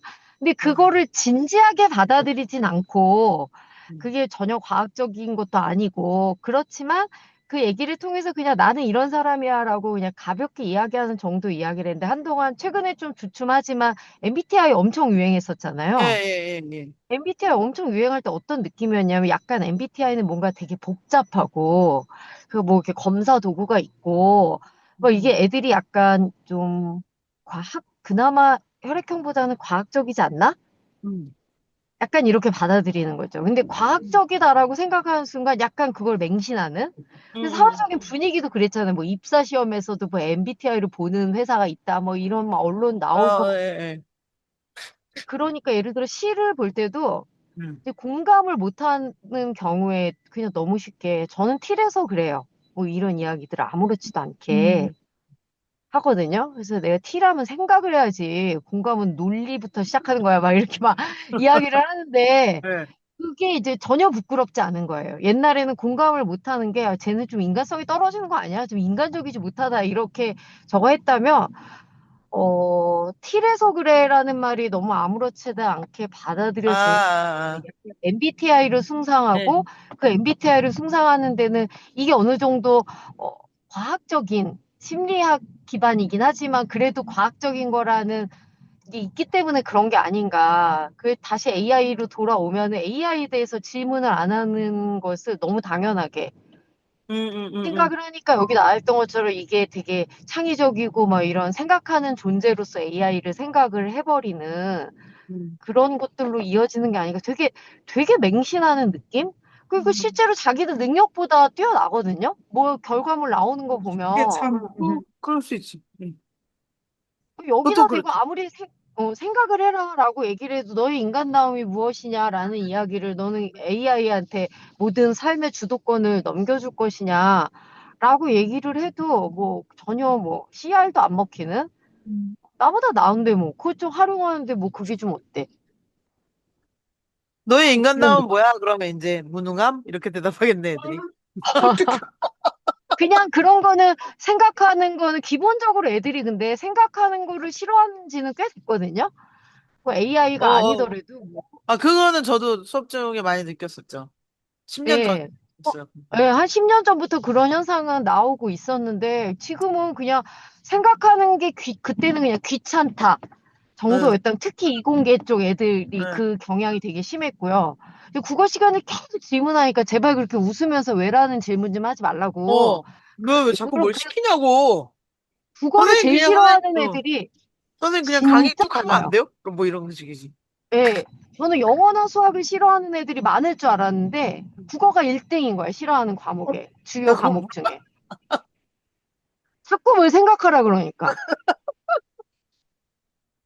그런데요, 그렇게 얘기하면 또 제가 더 어두운 전망을 보는지 모르겠지만, 그 반대극에 있는 논리를 세우고 말을 척사뉴스로 하는 애들이 그러면은 진짜 자기 생각을 하는가 생각을 해보면 나는 막 그러니까 왜 하나쌤은 아시지만 이제 저희 애가 과천외고를 나와서 이제 지금 대학에 갔다가 군대 가 있는데 이제 입시를 할 때 결국은 마지막에 이제 최상위권 대학에서 면접을 보기 위해서는 면접 학원 안 가면 혼자서 준비를 못 한다 그래가지고 이제 한 3개월 정도 대치동에 있는 면접학원에 다녔고, 그때 이제 과천외고 애들이 한 95%가 가는 학원이 있었어요. 그러니까 이제 계속 그러니까 이제 그 학교에서도 이제 말하자면 이제 서영고 아래들, 시험을 거기만 그 면접 시험을 보니까. 그래서 지네 학교 애들 중에서도 이제 공부 잘하는 애들만 모여가지고 계속 면접 문제를 던져주고, 제시문 던져주면은 뭐 영어 토론도 해야 되고 한국어 토론도 해야 되고 하는데 그때 이제 사실 되게 저는 거짓 질문이라고 생각하는데 왜 정규직, 비정규직, 뭐 비정규직은 해소되어야 되는가, 뭐 비정규직 차별은 정당한가라든지, 뭐 이주민에 대한 거라든지, 그러니까 뭐 제발 애들한테 그런 그런 걸 질문 왜 좀 하지 물어봐? 말라고 그런 거 이제 그런 걸 차반으로 해갖고 그리고 뭐 예를 들면 이혼 가정의 아이는 어쩌고 뭐 이런 질문을 하니까 애가 제가 이제 어쨌든 밤이 늦었으니까 애를 데리고 나오는데 애가 학원에서만 나오면 이제 머리에서 김이 모락모락하면서 이제 나오는 거예요. 근데 이제 그게 어쨌든 보수적인 어른들의 논리를 정말 앵무새처럼 반복하는 애들하고, 그러니까 뭐, 예를 들면 성소수자 차별 정당해, 비정규직 차별 정당해, 그 다음에 뭐, 이혼 가정의 자녀는 인성이 파괴되기 때문에 이혼은 하면 안 돼. 그러니까 뭐, 그러니까, 그러니까 저희 애가 이제 그날 뚜껑이 열려가지고 와가지고, 그래가지고, 뭐, 하여간 이제 그런 식으로 모든 질문에서 기성세대가 가지고 있는 가장 보수적인, 근데 자기네들이 그걸 사는 게 아니야.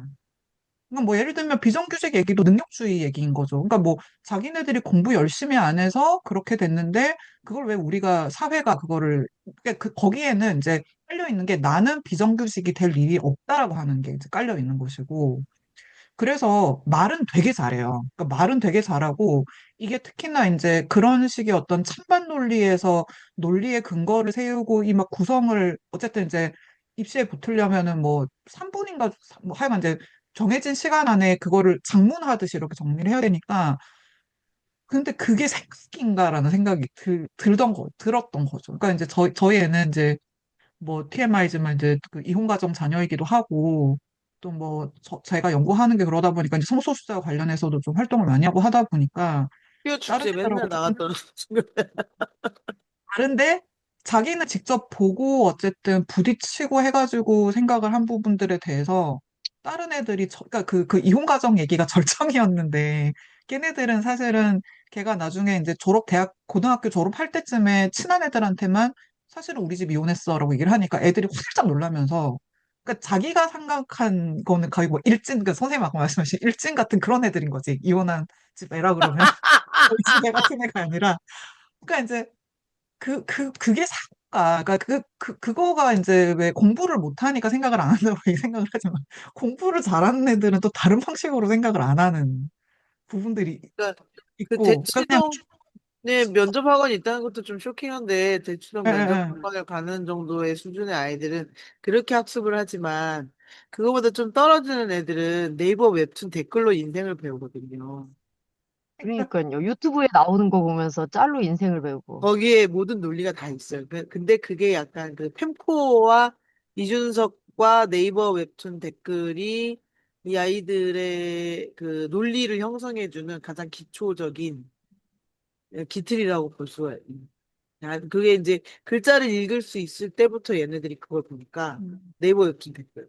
근데 거기에 대치동 애들은 음, 학원에서 그 논리를 배워오는 게 아니라 집에서 배워오는 거, 거기가 왜 과천에서 나고 자란 애들이 압도적으로 많거든요. 아, 그러니까 이제 굉장히 균질적인 제가 지금 대치동보다 과천의 부모들 학력이 더 평균 학력 높다 그러잖아요. 제가 지금 되게 과천시장 선거 균질적이고 맡아갖고 그거 그러니까 과천시 엄청 분석해서 보고 있는데 이제 그 동네는 그야말로 계급적인 건 거예요. 그러니까 그렇고 과천이 4년제 대졸자가 75%예요. 두려워. 거의 경기도에선 제일 최고일걸요? 전국 예, 탑 예, 예. 그러니까 서울에서도 강남 안에서도 수위에 들어갈 수준일 강남도 거라고 그만큼 안 돼. 싶으니까 40% 그거다. 50% 정도 나오고 안양 같은 데가 30% 나오고 동주천 같은 데가 17%가 나오고 엄청난 지수예요. 75%라는. 그, 그리고 강남권 출근자가 오늘 본 거는 50%가 넘어. 강남권 출근. 네, 그러니까 그런 동네라서 거기 어마어마한 동네잖아요. 과천 정말 특별한 동네거든요. 그래서 그런 아이들은 집에서도 약간 그러니까 이제 이들이 세계관이 어 일진 아이들도 평생 만나본 적 없고 그쵸. 어 이혼 가정도 뭐, 별로 없고 만나본 적 없고 저희 애가 처음이었을 거. 그렇지. 호프집에서 알바하는 친구도 사귀어 본 적 없고 이런 사람들이 그 동네에 모여서 사는 그렇다 보면 세상이 좁잖아요. 그래서 선생님 말씀하신 그런 면접학원과 그거보다 약간 낮은 계급에서는 네이버 웹툰이고 그리고 그 중간에 끼어 있는 애들이 뭐냐면 어릴 때 디베이트 토론 이런 거 배우다가 이제 중고등학교 들어가면서 그만둔 애들이거든. 근데 초등학교, 중학교 때 저는 그 찬반 토론이 한참 유행이었잖아요. 한 10년 전, 15년 전에. 그래서 그런 교육을 해달라는 학교 측의 요청이나 교육기관 요청이 있었는데, 저는 왜 찬반 토론을 그렇게 좋아하시는지 이해를 할 수가 없어요라고 항상 반대하면서 나는 그런 수업을 못한다라고 얘기를 했었거든요. 그리고 이게 보니까 아이들이 동의하지 않는데 기능을 사용하게 하는 거잖아요. 맞아, 맞아. 음. 자기가 동의하지 않더라도 동의하는 논리를 만들어내라. 그러면 왜 그런 걸 배워야 돼요? 왜 그런 기술을 아이들이 이게 있지? 국어에 항상 토론이 나오거든요. 그래서 저도 그러니까. 그게 되게 불만이긴 했는데, 왜 그런 원래 교육 어, 토론의 그 목적은 사실 원래 토론을 하려면 응, 반대 입장도 공부를 해야 되는 거잖아요. 응, 응, 그러니까 그 그러니까 자기 기존에 가지고 있는 생각만 볼 것이 아니라 양쪽을 응, 다 봐야 된다. 사실 그래서 이게 핵심인데, 핵심인데 그거는 이제 사라지는 거지. 저거 실종됐구나. 그게 현장에서 이제 변질이 네. 돼. 아, 음, 가르치는 그러니까 잘 사람들이 가르치지 않는데, 어, 근데 심지어 그게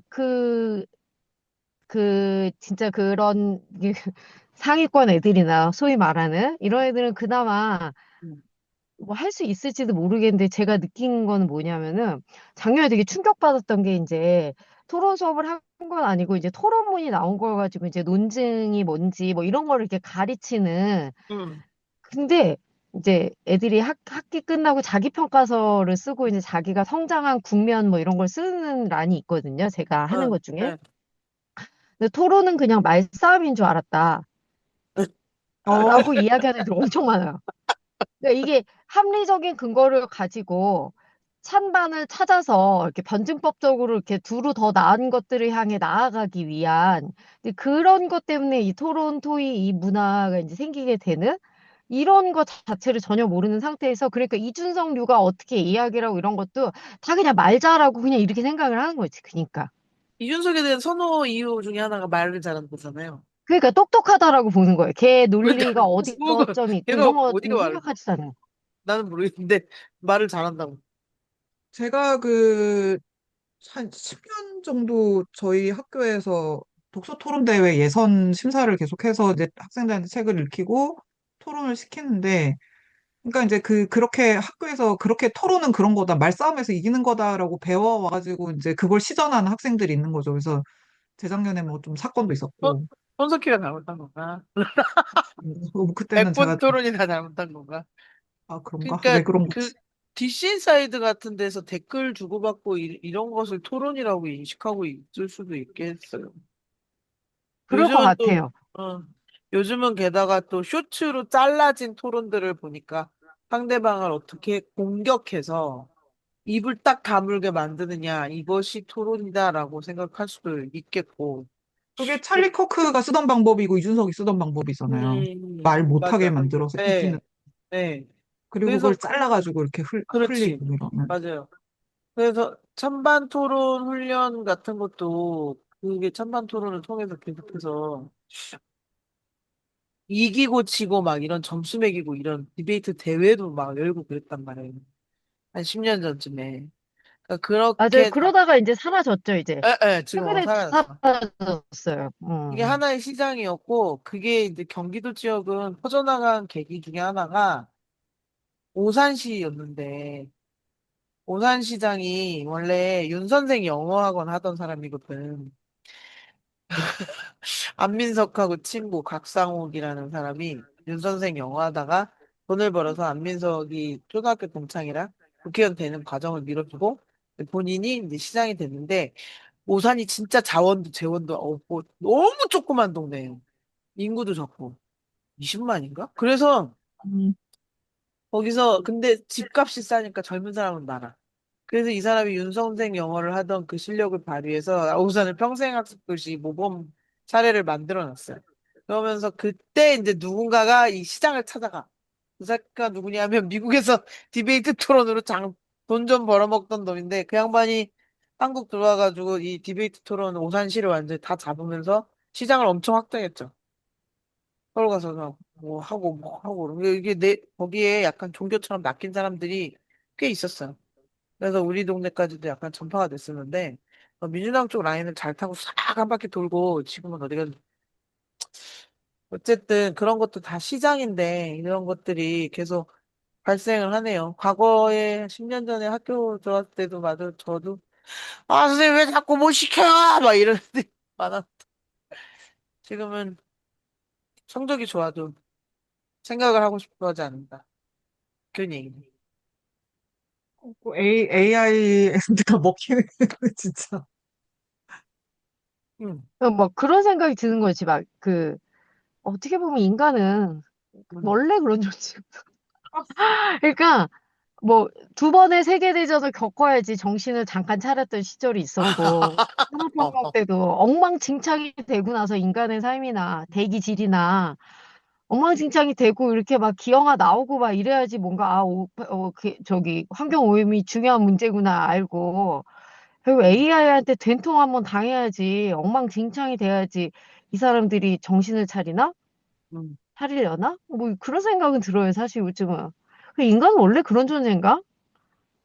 생각을 하는 사람이 되게 특이한 사람인가? 저도 약간 그렇게 생각을 하긴 하는. 보편적 인간의 기준은 우리가 알고 있는 것보다 여기 이제 우리가 보통 교류하는 사람들보다 상당히 하향인데 우리가 이제 이렇게 얘기하면 낯간지럽다고 하시겠지만 저는 지적 상류층이라고 봐요. 독서 모임 하는 분들, 페이스북 하는 분들, 그리고 우리가 지역에서 여러분들의 친구들은 되게 상류층이에요. 문화적으로, 지적으로. 그러니까 정치를 보시면 되는데 지역의 시의원 중에 지역 기초의원 중에 정말 수준 미달인 사람 당선되거든요. 그게 그 수준 맞아요. 그래서 우리가 너무 이렇게 철학이 또렷하고 되게 똑똑한데 그런 사람은 당선이 안 돼. 싫어해요, 사람들이. 그러니까 수준을 떨어뜨려야 돼요. 그러니까 우리가 생각하는 인간의 기준보다 한 20% 정도 낮춰서 잡는 것이 보편적. 이라고 저는 봐요. 그래서 시의원 너무 유식하면 시의원 못한다. 근데 박사학위는 있으면 유리하지만 유리한데 박사인 티를 내면 떨어져. 무슨 얘기인지 아시겠어요? 그러니까 박사를 땄을 뿐이지 그 이후로 단 한 번도 연구한 적 없는 사람이 당선이 되는 거예요. 졸업과 동시에 책을 덮는다. 그리고 온갖 체육대회를 다닌다. 그 이후로 절대 책을 읽지 않아. 이 정도 돼야 보통의 기초이원 수준에 맞는다. 그러니까 말씀하신 대로 AI에 계속 잡아먹히고 있는 사람들이 이제 눈에 띄는데 물론 지금 요즘 제가 만나는 사람들 주변에는 없죠. 그러나 분명히 또 이제 어떤 현장으로 들어가면 미쳐버리는 상황이 등장하겠지. 요즘 제가 어, 원래 활동하는 그 현장과 약간 떨어져 있어서 그렇습니다. 근데 학교 같은 데는 이제 더 심각할 것이고 뉴스 같은 데서도 이제 보도를 하기 시작하니까 초등학생들이 AI 친구 같아서 너무 좋아요. 이렇게 얘기한다고. 음. 친구보다 더 좋아요. 공감해줘도 좋아요. 그러니까 이제 뭐 어제는 또 무슨 유튜브에 뭐 이렇게 이 사람 저 사람 보고 공유를 하던데 30살이 될 때까지 한 번도 뭐 실패를 못 겪어본 사람들이 성인이 됐을 때 어떻게 되느냐. 그러니까 어릴 때 우쭈쭈 하면서 그래 그래 네가 맞아 네가 골라봐 네가 선택해봐 이렇게 키운 애들 야단 맞지 않고 벌 받지 않고 자란 애들이 어떻게 되느냐. 인성 파탄자가 되는 거잖아요. 근데 이제 이들이 아까 얘기하신 선생님 두 분 선생님이 얘기하신 대로 공감에 대한 역량이 되게 저하되어 있고 그것을 교류할 수 있는 시간이 점점 줄어들어서 도대체 이제 이 젊은이들은 어떻게 해야 되나? 제가 봤을 때는 우리나라에 스마트폰 들어온 게 2010년, 그러니까 갤럭시가 스마트폰 낸 게 2010년이거든요. 그리고 아이폰 처음 출시된 게 2007년인데 2010년에서 10년 갤럭시가 내놓자마자 막 퍼져나간 게 아니고 한 2012년, 13년 정도 됐을 때 스마트폰 보급률이 확 올라가긴 했어요. 그러니까 12년 이전 출생자들이 마지막 인류 아닌가? 사실 그런 생각.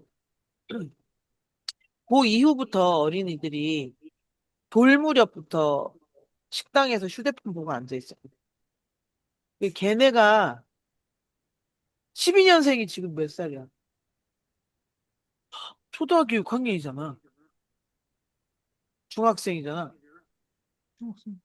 그 돌 때부터 스마트폰으로 뽀로로 보던 애들이 지금 중학생 된 거예요. 뭐 당연히 의사소통이 안 되지. 될 수가 있나? 걔네는 공감의 의미도 모를 수 있어요. 어, 그냥 공감해서 좋아요가 아니라 어. 그냥 내 내 말을, 말을 잔소리 없이 들으니까 좋다지 뭐. 나를 기쁘게 해줘. 그러니까 나의 쾌락, 나의 안도감, 나의 평화, 나의 안정감, 이런 게 중요하지 옳고 그르고의 문제가 아닐 것 같아요. 정말 그 식당에서 왜 이러고 떠들다가 야단 한 번 안 맞아본 애들이잖아. 왜 이런 거 할 일이 없었으니까. 앉아서 애기 의자에 묶여가지고 스마트폰 보던 애들 있잖아. 개 무섭는데? 그런 애들이 지금 중학생이 되었어요. 뭐, 내후년에 이제 혜영쌤 학교로 들어올 거야. 어떡하냐. 쏘리. 오늘 어, 무슨 일이 학교에 있었냐면 들어오겠지. 대학교에. 며칠 전부터 어, 애들이 자꾸 복도에서 교무실 앞 복도에서 휘파람을 부는 거예요. 이렇게 응. 부는 거 있잖아요. 어제 또 누가 시작했구만. 에, 그래서 이제 부장님이랑 이제 몇 번 지도를 했는데 이제 계속 하는데 이제 거기 맨날 걸리는 애들이 있잖아요. 아니, 우리 반 애가 이제 그러다가 이제 혼이 난 거야. 혼이 나서 응, 막 지도하고 있는데 막 휘파람을 불고 하니까 정호야 휘파람을 불면 왜 안 될까 이렇게 물어봤어요. 응, 근데 기분이 나쁠 수 있다라는 걸 설명을 해줘야 될 응, 것 같아서 응, 근데 응. 진짜 이해를 못 하더라고요. 그럴 거야. 그럴 거야. 그냥 그 맥락상 그 누군가 예를 들어 지도를 하고 있는데 지나가면서 휘파람을 불면 그게 희롱이나 조롱 뭐 이런 게 될 수 있다. 겪어보질 않았잖아, 얘기. 이거를 설명을 해줘야 되는데 옛날에는 그래서 내가 야, 영화나 이런 데 보면 이렇게 여자들 지나갈 때 남자들이 휘막 불면 여자들이 막 되게 기분 나빠하지 않냐. 근데 그런 것도 본 적이 없는 거야. 그래요? 왜요? 예. 왜 기분 나빠요? 그러니까.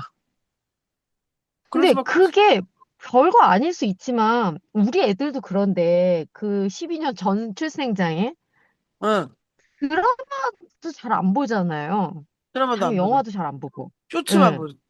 오로지 쇼츠만 보잖아. 응, 그러니까 응. 맥락이 소거된 것들만 보는 거야. 맞아. 감각적 음, 쾌락을 위한. 응. 그리고 타인의 입장을 생각을 하고, 이 상황에선 이게 내가 혼자 있을 땐 기분 좋아서 부를 수 있지만, 근데 물론 걔네들이 혼자 있을 때 기분 좋은 것도 아니고, 이게 걔네들 의도 자체가 이미 그건데 이제 거짓말 하는 건 알고는 있지만, 근데 그런 생각을 되게 못하는 인류라는 생각, 애들이 지도하다 보면 이건 단편적인 하나의 예고, 네, 맥락을 전혀 생각하지 못하는.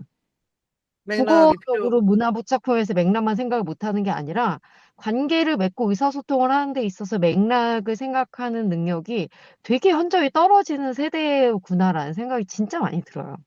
그게 지금 그거인 것 같아요. 스마트폰. 불무렵부터 네. 봤던 스마트폰이 이제 학교로 들어와서 벌써 초등학교를 넘겼으니 그러니까 이제 몇 년 전에 초등학교가 난리가 났을 거. 그러니까 이제 고 이후에 그 이후에 태어난 애들은 코로나 때 너무 붙잡고 있으니까 이걸 통제시켜야 된다, 뭐 좀 자제해야 된다. 요새 제가 얘기 하나 듣기로는 대전에 유성구 약간 그 조금 그래도 고학력자 부모 양육자들이 살고 있는 동네인데 그 동네 초등학교는 아이들끼리 단 카톡을 못 깔게 했대요. 학부모들이 음. 결심을 이제 단합을 해서 애들 카톡 이용 못하게 하자. 로 했대. 왜냐 카톡방을 만들어 갖고 계속 사이버 불링 같은 게 일어나고 얘네가 서로 비교하고 SNS도 돌리고 링크 공유하고 이러니까 아예 카톡방을 못 만들게 하고 카톡을 안 깔아주고 깔아달라고 그래도 못하게.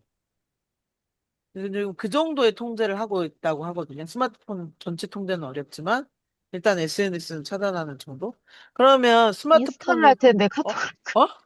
네? 인스타를 할 텐데 인스타를 할 카톡이 텐데 없어도 그러니까 SNS를 다 못하게 한대. 그래서 스마트폰을 통제당한 아이들이 나중에는 살아남을 수 있지 않을까라는 생각이 문득 드네. 그러면 결국 이것도 그거는 확실해요. 우리 모의고사 볼 때 핸드폰 다 어, 수거하거든요. 어, 정규고사 때는 애들도 바쁜데 모의고사는 성적이 들어가진 않잖아요. 에, 에, 에. 핸드폰을 근데 아침에 8시 전에 수거를 해서 5시 돼야지 에, 나눠주잖아요. 에, 에, 에. 그 막 복도가 막 떠들고 막 도서관에 애들이 갑자기 가고 할 일이 없으니까 아, 그 얘기가 되게 올해, 충격적인 풍경이에요. 어, 그 얘기 미국에서 그러니까 우리는 왜 그 전화기 수거를 하는 게 가능했는데 거기는 안 에, 에, 에. 됐었다가 아마 캘리포니아였던 것 같은데 그 카운티인지 저 주 단지 모르겠지만 그런 식으로 이제 그 전화기 수거해가지고 뭐 그런 걸 했더니 애들이 이제 진짜로 지네끼리 얘기를 하고 책을 그렇죠. 보고 그래가지고 이제 학생들도 아 이거 좋다. 그러니까 이게 항상 저기잖아요. 그 포모 얘기하잖아요. 그러니까 이제 응, 응, 응. 그 다른 애들이 쓸 때 나만 없는 거가 아, 굉장히 스트레스 상황인데 다 아, 뺏어버리면 오히려 그렇지. 그런 그니까 뭐 내가 소셜미디어 못하는 동안에 친구들끼리 친하게 해버리고 뭐 이런 것들 그렇지. 때문에 되게 반발이 심하다가 학교 음, 단위로 그냥 확 다 해버리니까 오히려 괜찮더라는 얘기에서 우리는 원래 하고 있는데요. 음. 얘기하면서 들었던 기억이 나서 예. 아무튼 그 모의고사 애들이 도서관 가고 그러면 확실히 성적도 좀 차이가 나요? 스마트폰 아니, 그런 중독인 건 아이들 아니고요. 그런 건 아니고 스마트폰 중독인 일시적인 거니까 아이들은 하루니까. 그러니까 하루 근데 정도니까 큰 어쨌든 차이는 안 작년에 나는 그 뭐 법이 막 응, 응, 통과되면서 응, 학교들이 이제 개정은 하고 있거든요. 응, 우리 응, 응, 학교도 2학기부터는 핸드폰을 수거하겠다, 일과 중에. 응. 그 절차를 밟겠다고는 하고 있어요. 그게 어떻게 그래요. 될지는 모르겠지만. 네. 그러니까 이제 지금 저는 그때 반대 의견 냈던 이유가 다, 저쪽 당에서 이상한 의도로 진행하는 것 같아서 그런 건데 학생들이 자율적으로 충분히 판단할 수 있는데 AI나 그 스마트폰 미디어 리터러시 교육 같은 건 되게 등한시하면서 일단 뺏고 보겠다라는 거죠. 태도가 문제라고 생각을 한 거지. 어쨌든 스마트폰 통제당한 아이들만 살아남을 수 있다면 이 역시도 양육 환경이 꽤 괜찮은 아이들만 그러니까. 생존하게 되는. 어려워요. 예. 우리 AI 얘기하다가 이제 그 교육 문제로 종료가 됐습니다. 10시가 넘었어요. 이거 끝내야 돼. 지금 이 기세로 가면 12시까지 얘기를 할 지금 기세입니다. 교육에 대해서 할 어쨌든, 말이 많은 사람들이 모여가지고 네, 지금 네. 그렇게 됐네요. 자, 나중에 들으시는 분들도 공감하시리라 생각해요.